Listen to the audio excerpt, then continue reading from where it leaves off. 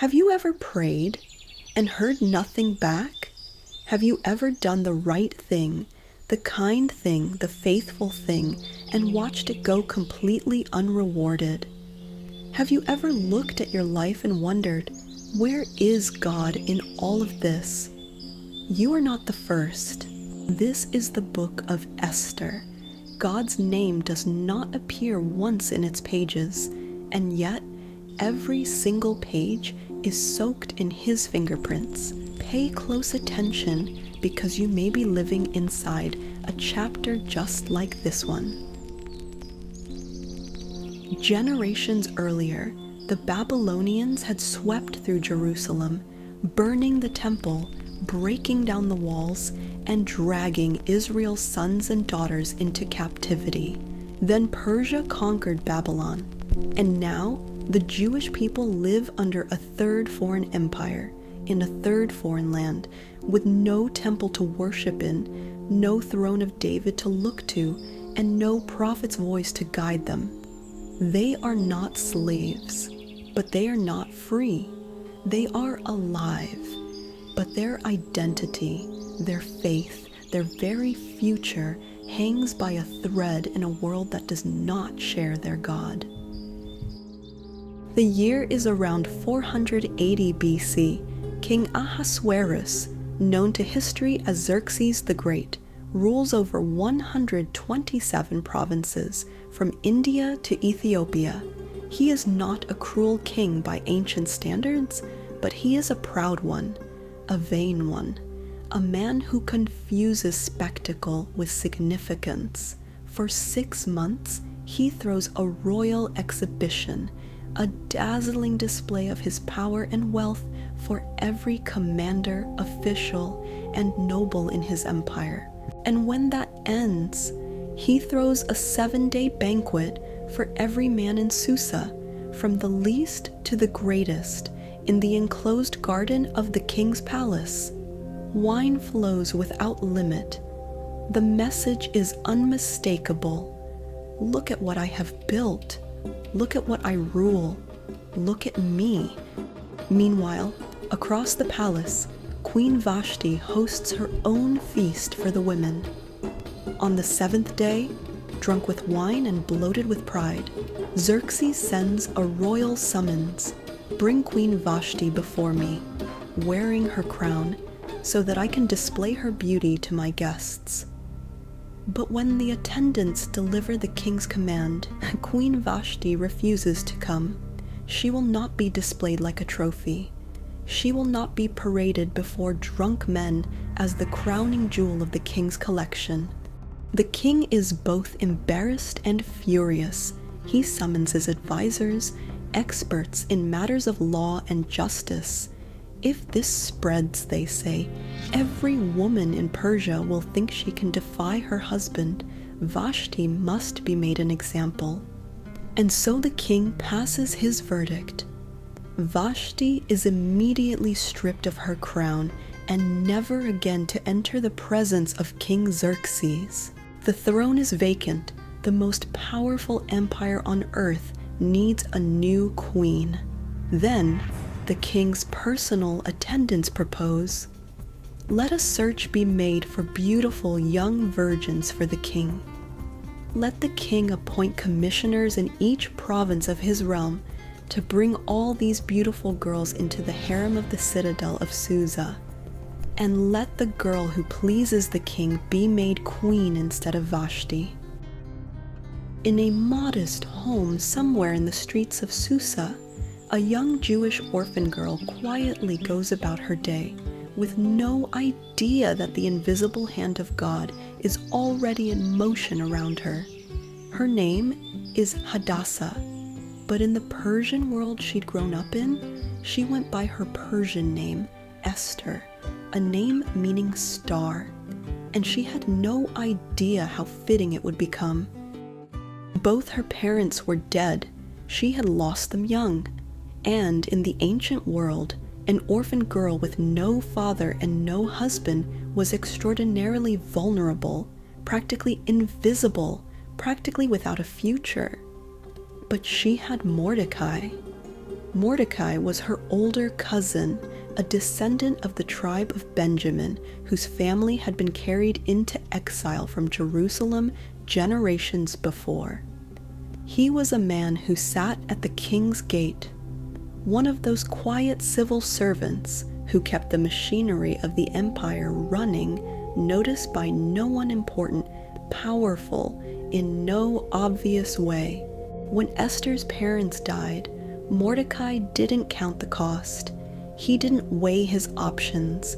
He simply took her in and raised her as his own daughter. Here is a man whose goodness asks for nothing in return, who pours himself into a girl the world has already forgotten, who serves a king that doesn't know his name in an empire that does not worship his God. From the outside, Mordecai's life looks like a story that isn't going anywhere. But God keeps perfect accounts. The king's search for a new queen begins, and beautiful young women are gathered from across the empire and brought to the palace. Esther is among them. She walks into the palace, an orphan, a foreigner, a girl whose future is uncertain, whose God has not spoken in years. She has nothing except the quiet, faithful love of one man who chose to see her when the world did not. And that, it turns out, is enough.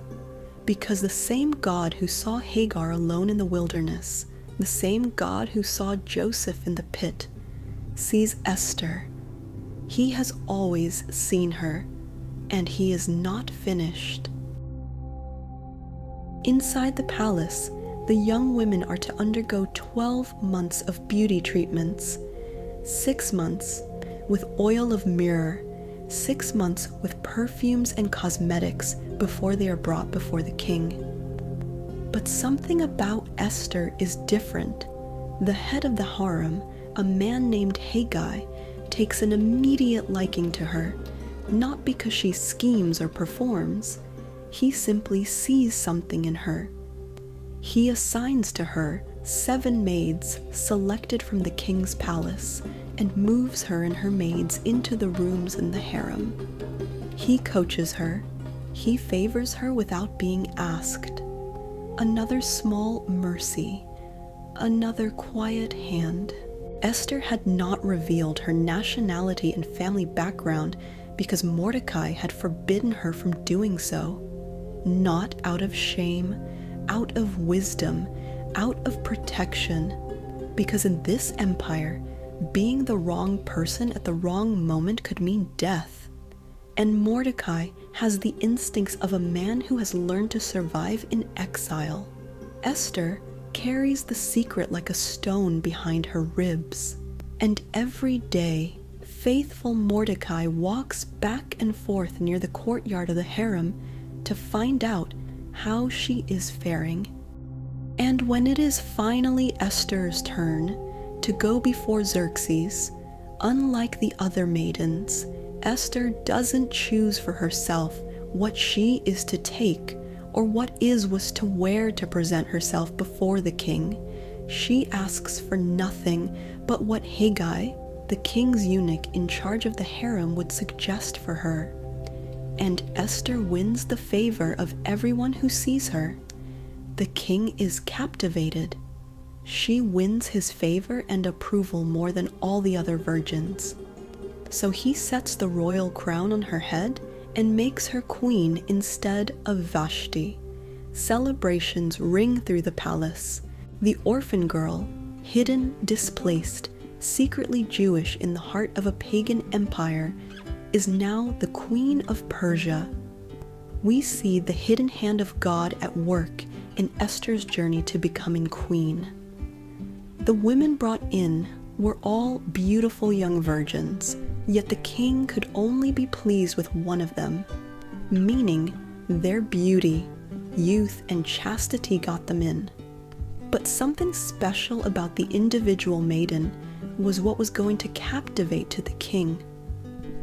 Esther's wisdom, self-awareness, humility in her submission to mentorship, and above all God's favor, was what distinguished her from the rest. So far, what lessons have you learned from Vashti's fall from grace and Esther's rise from her humble beginnings to the position of queen? What differences have you noticed between Vashti and Esther? Please let us know in the comment section. Your insight might be a blessing to someone. Queen Esther has come so far from where she started, and she has no idea how far she is yet to go. The God of Israel's invisible hand has led her to the place of her destiny, and it's about time for His purpose for this destiny to be revealed. Your destiny is where God wants to take you, but your purpose is the reason why He places you there. Every great story has a villain, and the Book of Esther has one of history's most chilling. His name is Haman. He is the king's chief minister, second only to Xerxes himself, and he has a craving that goes far beyond power. He wants worship. By royal decree, all the king's servants bow down when Haman passes. Every knee bends, every head lowers. Day after day, Mordecai refuses to bow to Haman. He is a Jew. He bows to God alone. The servants warn Mordecai. They beg him, but he will not move. When Haman finally notices, something in him snaps. He is not merely annoyed. He is consumed with anger. But here's what's terrifying. Killing Mordecai alone is not enough. That's too small, too personal. Haman decides to destroy not just Mordecai, but every single Jewish person in the entire Persian Empire. So he goes to King Xerxes to frame God's people. He doesn't say, the Jews. He says, there is a certain people scattered throughout your kingdom whose customs are different from everyone else's. They do not obey the king's laws. It is not in the king's best interest to tolerate them. Then he offers to personally fund their extermination. And Xerxes, without asking questions, without an investigation, without even learning who these people are, takes his signet ring off his finger and hands it to Haman. Do with them as you please.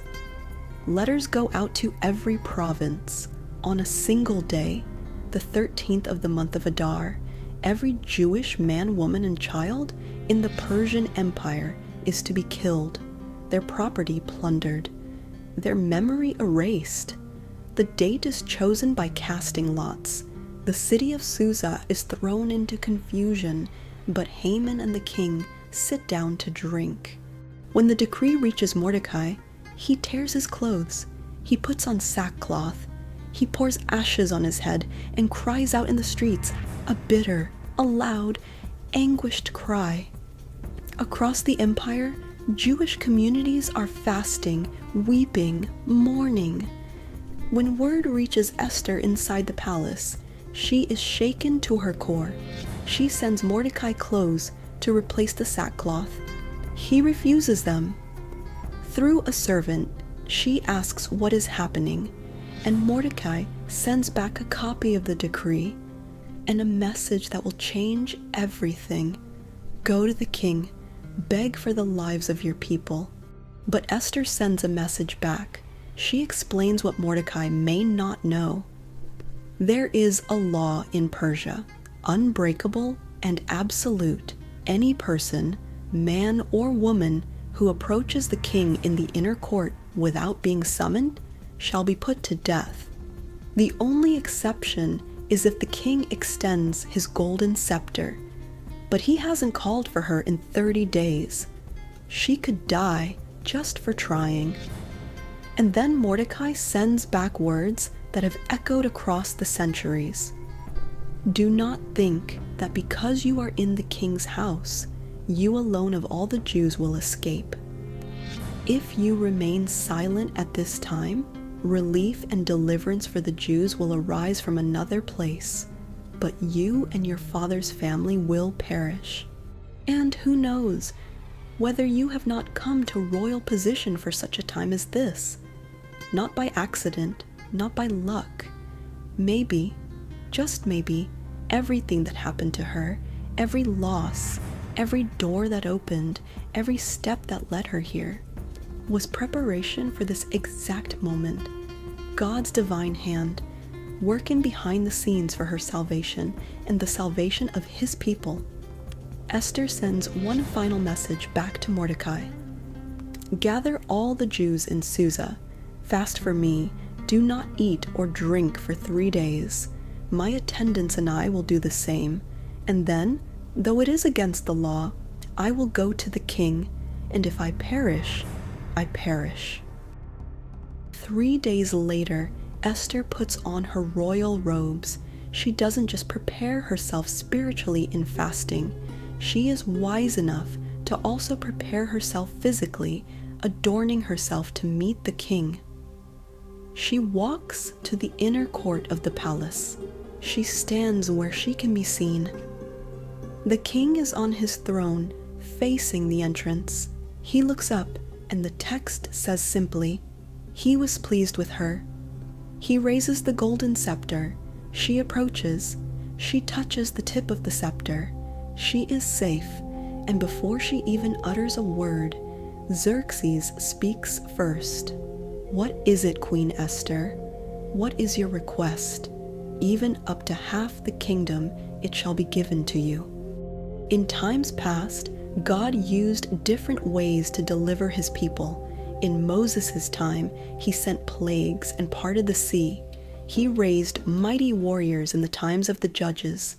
However, in this era, he chose to use a young and beautiful maiden, Esther, with nothing but favor. Esther had no great strength like Samson, nor could she lead an army like Gideon, yet for no specific reason, one of the greatest kings in history was willing to give her anything, even up to half of his kingdom. Indeed, God uses the foolish things of this world to confound the wise. And here is where Esther's brilliance shines. She doesn't blurt out her request. She doesn't demand. She invites. "If it pleases the king, let the king and Haman come today to a banquet I have prepared." Xerxes readily agrees. Haman is quickly summoned, and they both go to attend the banquet prepared by Queen Esther. As they eat and drink, the king again asks Esther, "Now what is your petition and request? It will be given to you." And once again, Xerxes emphasizes, even up to half of the kingdom, it will be given to you. Proof that his earlier promise to give Esther anything she wanted wasn't made impulsively, but Esther replies, "My request and petition is this: if the king regards me with favor, and if it pleases the king to grant my petition and fulfill my request, let the king and Haman come tomorrow to the banquet I will prepare for them. Then I will answer the king's question." Haman is thrilled. He goes home that night, boasting to his wife and friends. He's been personally invited to dine with the king and queen, twice no less, because Esther invites them again for a second banquet. But on the way home, he passes Mordecai at the gate. Mordecai still doesn't bow. Haman's joy curdles into rage. His wife and friends counsel him, build gallows 75 feet high and ask the king's permission to hang Mordecai on it in the morning. Then you can go to dinner happy. Haman loves the idea. He builds the gallows that same day. That same night, the king cannot sleep. He orders a servant to bring the royal chronicles, the official record of events, and read them aloud. Perhaps it will bore him to sleep. But what the servant reads is anything but boring. He reads the account of how Mordecai had once uncovered an assassination plot against the king and reported it. The king had been saved. Xerxes asks, "What honor and recognition has Mordecai been given for this?" The servant replies, "Nothing has been done for him." The next morning, Haman arrives at the palace early. eager to ask for permission to hang Mordecai, but before he can speak, the king summons him and asks, "What should be done for a man the king delights to honor?" Haman assumes the king means him, so he describes the most lavish public honor imaginable: royal robes, the king's own horse, a proclamation through the city streets. "Excellent," the king says. "Go at once. Do all of this for Mordecai, the Jew who sits at the king's gate." While Haman was having a sleepless night plotting against Mordecai, the king was sleepless with desire to bless him. Sometimes your service and faithfulness may seem fruitless, but God saves up your reward for a time you'll need it most.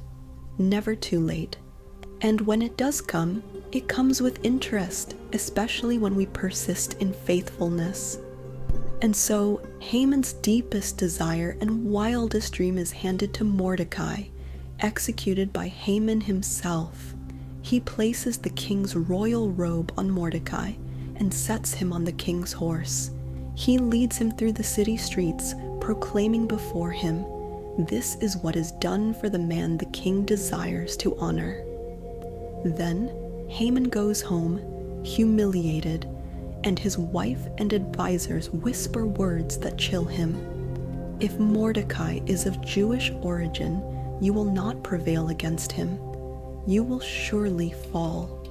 Before they finish talking, the king's servants arrive to escort Haman to Queen Esther's second banquet. The trap is about to be sprung. At the second banquet, the king asks again, "What is your request, Queen Esther? Whatever it is, even half the kingdom, it will be granted." And this time, Esther doesn't hold back. "If I have found favor in your sight, O king, if it pleases the king, let my life be given to me at my request, and my people at my petition. For we have been sold, my people and I, to be destroyed, killed, and annihilated." The king jolts. Who is he? Where is he, the man who dared to do such a thing? And Esther raises her eyes. An adversary and an enemy, this wicked Haman. The king rises in rage, leaves his wine, and storms out into the garden. Haman, terrified, throws himself on Esther's couch to beg for his life. When the king returns and sees Haman collapsed over the queen's couch, he roars, "Will he even assault the queen in my own house?" The servants immediately cover Haman's face, a sign that his fate is sealed. One of the attendants speaks up. "There are gallows at Haman's house, 75 feet high, that he built for Mordecai, who saved the king's life." The king pronounces his verdict. Hang him on it. And Haman is executed on the very instrument of death he built for Mordecai. That same day, King Xerxes hands over the estate of Haman to Queen Esther, and Mordecai is brought into the presence of the king after Esther reveals their relationship. The king takes off his signet ring, the very one he reclaimed from Haman, and presents it to Mordecai. But the story isn't over. The decree is still out there. The law of the Medes and Persians cannot be withdrawn, not even by the king himself. Esther falls at the king's feet weeping, begging him to stop the evil plan against her people. The king extends the golden scepter again. He raises her up. Together, they find a way. A new decree goes out, also by royal authority, also sealed with the king's ring, not canceling the first, but empowering the Jews throughout every province to defend themselves, to stand and fight on the day assigned for their execution. Mordecai leaves the palace dressed in royal clothes, blue and white, with a crown of gold and a purple robe of fine linen. The city of Susa erupts in celebration. He goes on to become the most powerful man in the Persian Empire, second only to the king, a complete exchange of destinies. Haman on the gallows, he prepared for Mordecai, and Mordecai in Haman's position. In every province, every city, everywhere the decree reaches, there is joy among the Jewish people, feasting, gladness, and many people of other nationalities, the text says, became Jews, because the fear of the Jews had fallen on them. The honor of one Jew became the honor of all the others. On the appointed day, the 13th of Adar, the Jews stand and defend themselves. Yes, they get their deliverance, but not on a platter of gold. They stand up to it, and their enemies fall. The next day and the day after that become days of feasting and joy, celebrated to this day as the festival of Purim, named for the lots that Haman had cast, believing that chance was on his side. He was wrong. The Book of Esther is one of the most unusual books in the entire Bible. God is never mentioned by name, not once. There are no miracles, no burning bushes, no angelic visitors, and yet, a king can't sleep on a particular night. The right page in the right scroll is read aloud. An orphan girl ends up in a palace. A people on the edge of annihilation are delivered. God may not have saved them by restoring the kingdom of Israel as they might have expected, but just like in the time of famine, when he raised Joseph as a savior for Israel in Egypt, God raised Esther and Mordecai for Israel in the Persian Empire. He made them an enviable nation in a foreign land. His invisible hand was everywhere, carving a way out for his people. His silence is never abandonment, but preparation for something greater. Do you believe this?